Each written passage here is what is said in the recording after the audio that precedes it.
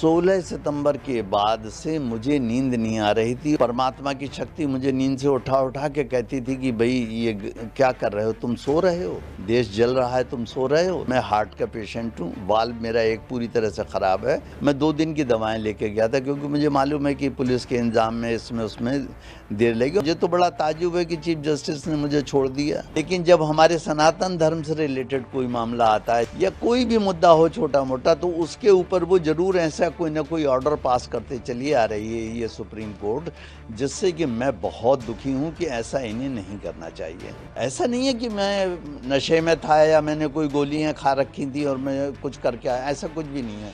उन्होंने एक्शन किया, मेरा रिएक्शन था कि मैं फियरफुल नहीं हूँ किसी चीज़ के लिए, ना मुझे कोई इस बात का अफसोस है कि क्या हुआ क्या नहीं हुआ। मेरा नाम है डॉक्टर राकेश किशोर।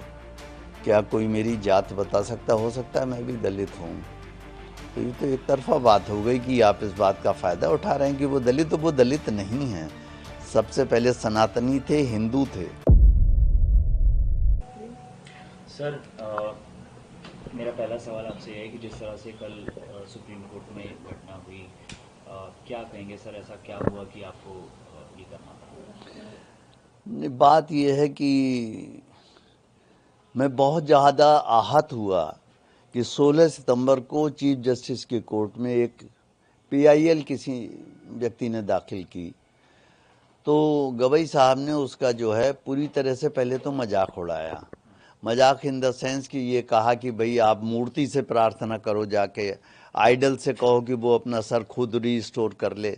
जबकि हम देखते हैं कि यही चीफ जस्टिस बहुत सारे धर्मों के खिलाफ, जो दूसरे समुदाय के लोग हैं, आप सब जानते हैं वो लोग कौन हैं, उनके खिलाफ जब कोई केस आता है तो बड़े बड़े स्टेप, जैसे मैं एग्जाम्पल देता हूँ, हल्द्वानी में रेलवे की ज़मीन पर एक विशेष समुदाय का कब्जा है। जब उसको हटाने की कोशिश की गई तो सुप्रीम कोर्ट ने स्टे लगा दिया 3 साल पहले, जो आज तक लगा हुआ है। ऐसे ही नुपुर शर्मा का जब मामला आया तो कोर्ट ने कह दिया आपने माहौल ख़राब कर दिया। ये सब तो कहते हैं, रोक लगाते हैं, वो सब करते हैं, बिल्कुल ठीक है। लेकिन जब हमारे सनातन धर्म से रिलेटेड कोई मामला आता है, चाहे वो जल्लीकट्टू हो, चाहे वो दही हांडी की ऊंचाई तय करनी हो, या कोई भी मुद्दा हो छोटा मोटा, तो उसके ऊपर वो जरूर ऐसा कोई ना कोई ऑर्डर पास करते चली आ रही है ये सुप्रीम कोर्ट, जिससे कि मैं बहुत दुखी हूँ कि ऐसा इन्हें नहीं करना चाहिए। ठीक है, उस आदमी को रिलीफ नहीं देनी थी, मत दीजिए, मगर मजाक भी मत कीजिए उसका। फिर उससे कहा कि आप जाके मंदिर की उसी मूर्ति के सामने मेडिटेट करें। हम कोई ऑर्डर, अन्याय, ये इनजस्टिस ये किया कि उसके रिट पिटीशन को खारिज भी कर दिया। तो इन चीज़ों से लेकर मैं बहुत आहत था। वैसे मैं हिंसा के बहुत ज़्यादा खिलाफ हूँ, मगर ये आप लोग ये भी देखिए कि एक अहिंसक आदमी, सीधा सच्चा आदमी, जिसके ऊपर कोई केस आज तक नहीं है, किसी ग्रुप को नहीं बिलोंग करता है, उसको क्यों ये सब करना पड़ा। ये जरूर सोचने वाली बात है, पूरे देश को ये चिंतन करने वाली बात है कि ऐसा क्या हो गया आखिर। मैं भी कम पढ़ा लिखा नहीं हूँ, मैंने भी MSc PhD LLB, मैं भी गोल्ड मेडलिस्ट हूँ। ऐसा नहीं है कि मैं नशे में था या मैंने कोई गोलियां खा रखी थी और मैं कुछ करके आया, ऐसा कुछ भी नहीं है। उन्होंने एक्शन किया, मेरा रिएक्शन था, ये जो भी था। तो आप इसके लिए जैसे लेना चाहें लीजिए। आई एम फ्री टू से दिस थिंग कि मैं फियरफुल नहीं हूँ किसी चीज़ के लिए, ना मुझे कोई इस बात का अफसोस है कि क्या हुआ क्या नहीं हुआ। सर, एक सवाल ये है कि कल आप सुप्रीम कोर्ट जब गए तो क्या आपका कोई मैटर लगा हुआ था, या फिर आप पहले से सोच के गए थे कि हाँ मुझे? नहीं, मेरा मैटर नहीं लगा हुआ था, लेकिन ये बात है कि मैं पहले से सोच के इसलिए गया था क्योंकि 16 सितंबर के बाद से मुझे नींद नहीं आ रही थी और कोई परमात्मा की शक्ति मुझे नींद से उठा उठा के कहती थी कि भाई ये क्या कर रहे हो, तुम सो रहे हो, देश जल रहा है, तुम सो रहे हो। तो इसलिए मुझे ये करना पड़ा। कल की तैयारी मेरी थी ये कि मैं 2 दिन, मैं हार्ट का पेशेंट हूँ, वाल्व मेरा एक पूरी तरह से ख़राब है, जिसका अब मुझे रिप्लेसमेंट कराना है। अपोलो में मेरा पिछले 7-8 साल से इलाज चल रहा है हार्ट का। मैं 2 दिन की दवाएं लेके गया था क्योंकि मुझे मालूम है कि पुलिस के इंतजाम में इसमें उसमें देर लगेगी। और मैं ये भी सोच, मुझे तो बड़ा ताज्जुब है कि चीफ जस्टिस ने मुझे छोड़ दिया। मैं इसे उनका उपकार मानूं, एहसान मानूं कि क्या मानूं, ये मैं नहीं समझ पा रहा हूँ। छोड़ दिया, उनकी मर्जी है। तो कल आप जब कोर्ट रूम में गए, CJI कोर्ट रूम में, तो उसके बाद क्या घटनाक्रम हुई, आपने क्या? कोई घटनाक्रम कुछ भी नहीं हुआ, उस समय जाने दीजिए। केवल इतना हुआ कि वहाँ पर मुझे डीसीपी और एसीपी के ऑफिस में 3-4 घंटे पूछताछ होती रही। मैं नहीं जानता कौन कौन ऑफिसर थे, लेकिन उनका बहुत बहुत धन्यवाद है कि उन्होंने एक बार चाय और बिस्किट भी मुझे खिलाए और एक बार लंच भी कराया, पानी को पूछते रहे। ये सब मैं उनका उपकार मानता हूँ। लेकिन सर एक सवाल ये है कि लोकतंत्र का एक स्तंभ होता है जुडिशरी, और जुडिशरी का सबसे ऊंचा पद सीजीआई। तो आपको लगता नहीं कि सीजीआई के ऊपर इस तरह से करना? नहीं, क्या करना क्या न करना वो जाने दीजिए, मैं उसमें नहीं पड़ता। मगर सीजेआई को भी ये सोचना चाहिए कि इतने ऊंचे संवैधानिक पद पर जब वो बैठे हुए हैं, पूरी कोर्ट में हर वकील, काबिल से काबिल वकील उन्हें मी लॉर्ड कह रहा है, तो उन्हें मी लॉर्ड के माने समझने चाहिए। मी लॉर्ड का क्या मतलब, वो उसकी गरिमा रखनी चाहिए।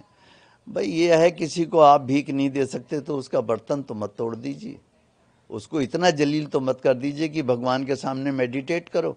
फिर इतना ही कह दिया तुमने, कुछ नहीं।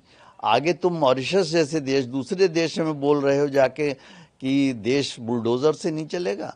अरे मैं क्वेश्चन है मेरा सीजेआई से भी और जितने मेरा विरोध कर रहे हैं कि मुझे बताइए कि जिन लोग, मैं बरेली का पैदा हुआ हूँ, बरेली कॉलेज से मैंने बीएससी किया है, मैं बरेली में बड़ा पला हूँ, मेरा मकान है बरेली में, मेरे पेरेंट्स रहते थे।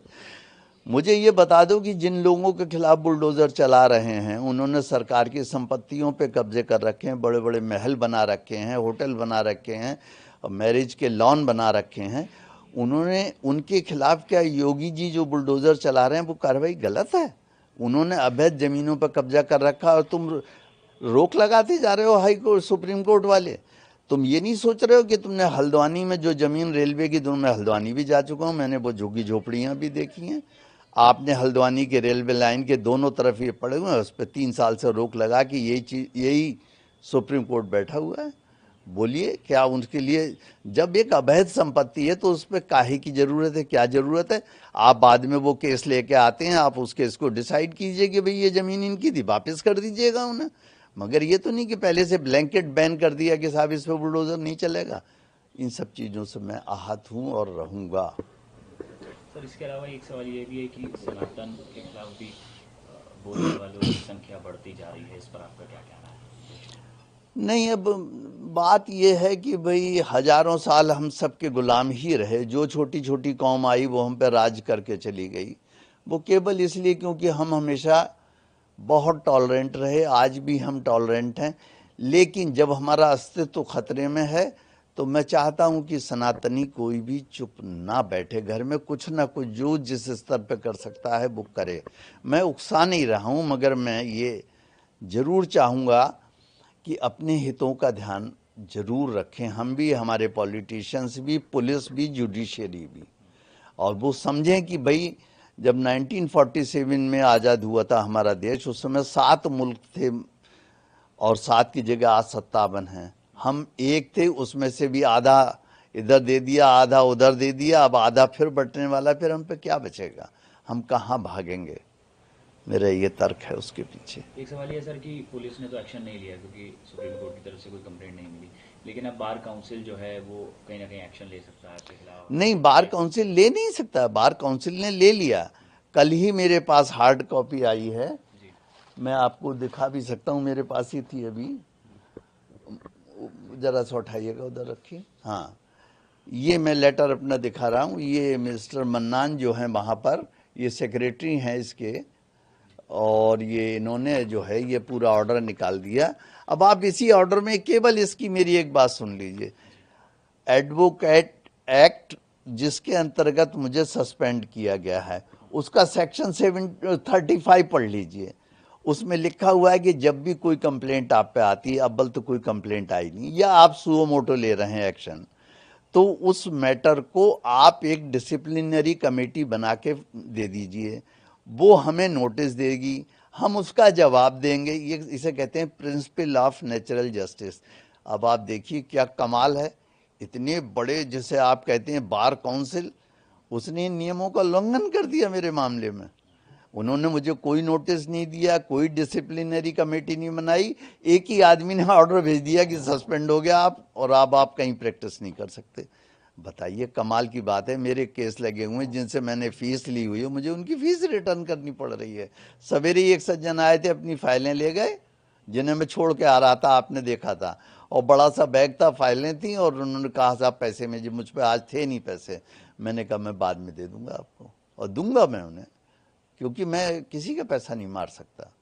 तो मगर उन्हें भी सोचना चाहिए कि एकदम उन्होंने तुगलकी फरमान मेरे खिलाफ चालू जारी कर दिए कि आप सस्पेंड, ऐसे सस्पेंड होता है कोई?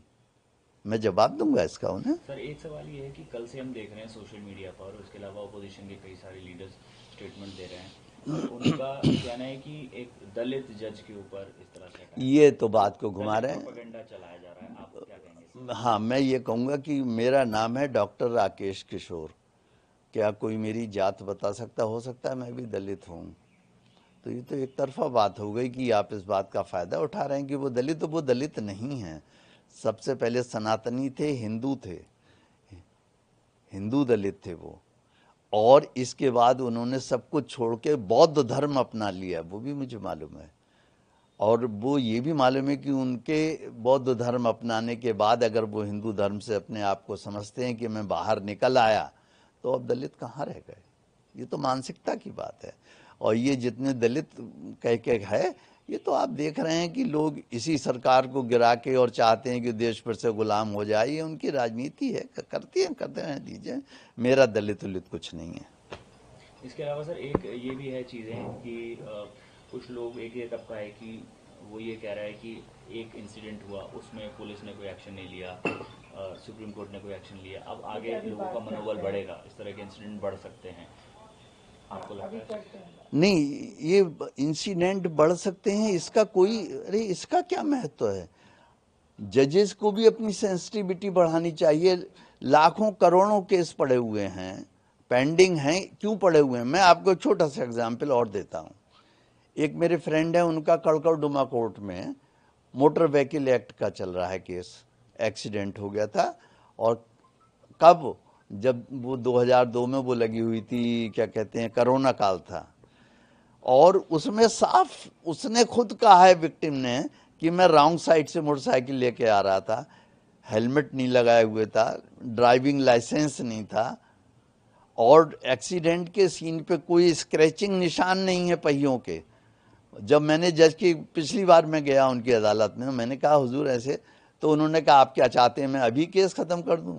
कमाल है भाई, ये तो प्राइमा फेसाई चीज़ है कि अगर आदमी ये गलत आ रहा है, ड्राइविंग लाइसेंस नहीं है, मोटरसाइकिल चला रहा है, और गाड़ी के एक्सीडेंट भी ऐसे नहीं, उसको वो तो गिरा मोटरसाइकिल से, उसकी पैर की हड्डी टूट गई। ये तो नहीं थी कि हमारी गाड़ी का पहिया चढ़ गया और हड्डी के टूट के कुर्चा कुर्चा हो गया और जरा जरा सी चिप्स उधड़ गई उसकी, कुछ नहीं हुआ, ना मोटरसाइकिल डैमेज हुई, ना कार डैमेज हुई।